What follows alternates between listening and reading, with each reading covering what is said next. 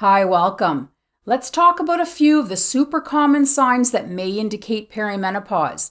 These are symptoms that are widely experienced in various ways and degrees by a large number of perimenopausal women and cause a great deal of concern and confusion. I'll start by saying that these symptoms can appear in postmenopause as well, but it's more obvious then because most women know they're in postmenopause with the loss of periods.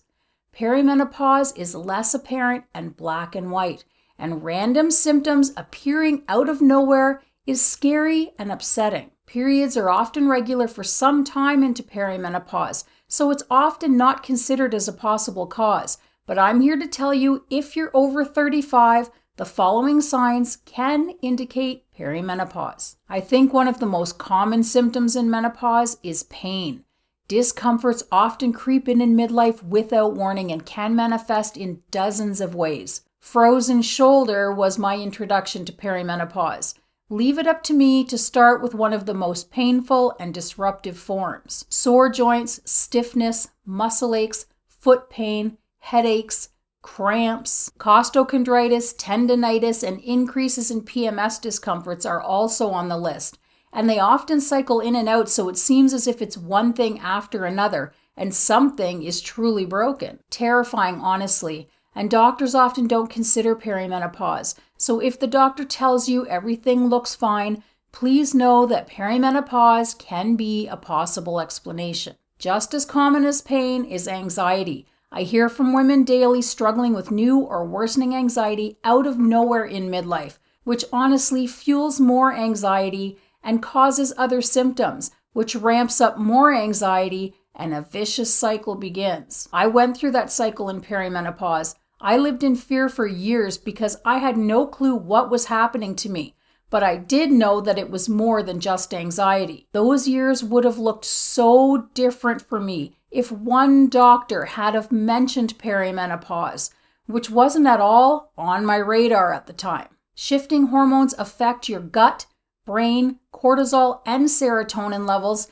and can absolutely cause anxiety. If you're noticing feelings of fear, dread, tension, anxiety, and panic, and your doctor has no explanation, you may be in perimenopause. Number 3 is insomnia. Very common and disruptive. Issues falling asleep and staying asleep are frequent complaints in midlife, and for good reason. Many middle-aged women find themselves all of a sudden surviving on less than 5 hours or so of broken sleep and dragging themselves around during the day. They're in bed for 8+ hours every night. They're just tossing and turning and mentally adding up small sections of broken sleep instead of sleeping straight through. Sometimes it's due to not being able to turn the brain down at night, having to use the washroom several times, feeling anxious or overheated, or just plain feeling awake when you get into bed, even though you're tired. No matter the reason, the cause is often shifting hormones in midlife and the changes that come with perimenopause and menopause. Next is mood swings.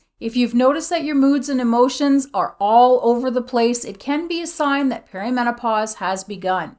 They can actually become quite extreme and dramatic, far beyond just going from happy to sad in less than a minute. Intense irritation and feelings of anger and even rage can come on for things that were never an issue before. Loud chewing, foot tapping, leaving dishes all over the house or in the sink full of food, putting empty boxes back into the pantry, or not putting dirty laundry into the hamper used to send me into an absolute tizzy in perimenopause. I could feel the rage bubbling up. I controlled it, of course, but it was very challenging. I'm glad the wild mood swings disappeared in postmenopause because they were disturbing. Number 5 is weight gain. If the scale seems to be climbing for no reason and you're noticing that your midsection looks a little fluffy, shifting hormones in perimenopause can have a hand in it. It's a frustration for so many women, and the battle of the menopause fluff seems to be an ongoing issue. I battle with it as well. Mine started in perimenopause, and I was stuck with an extra 32 pounds of extra fluff for years that wouldn't budge. I finally managed to lose 25 of it, but recently went through several life stressors and put 5 back on. I understand the frustration firsthand.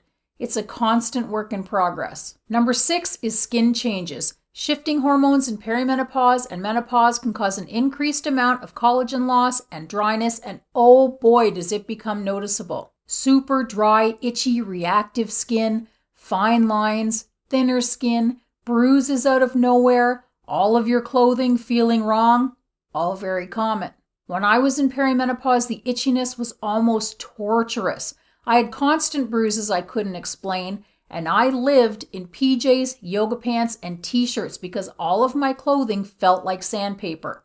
Honestly, I still live in yoga pants. Liquid collagen has tamed most of it, thankfully, but bras and socks are still a very big no unless absolutely necessary. Wonky digestion has to be on this list as well. Shifting hormones mess with digestion, and experiencing bloating, heartburn, constipation, diarrhea, excess gas, and more are common complaints. If your digestion is off all of a sudden and your doctor can't explain it, perimenopause might be the culprit. I had bloating so bad in perimenopause, my doctor was baffled.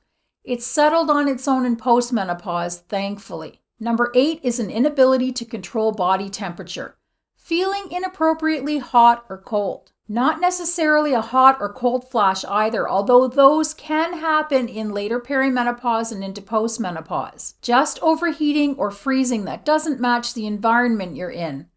I dealt with the overheating in perimenopause. Now in postmenopause, I seem to be cold a lot when no one else is. There are, of course, other symptoms that do creep in perimenopause, but those are the 8 most common and the ones I hear about the most from concerned women. Please feel free to share your experiences in the comments. I'm always happy to hear from you. I wish health, happiness, and peace of body and mind for each of you, and I'll see you in the next video. Bye for now.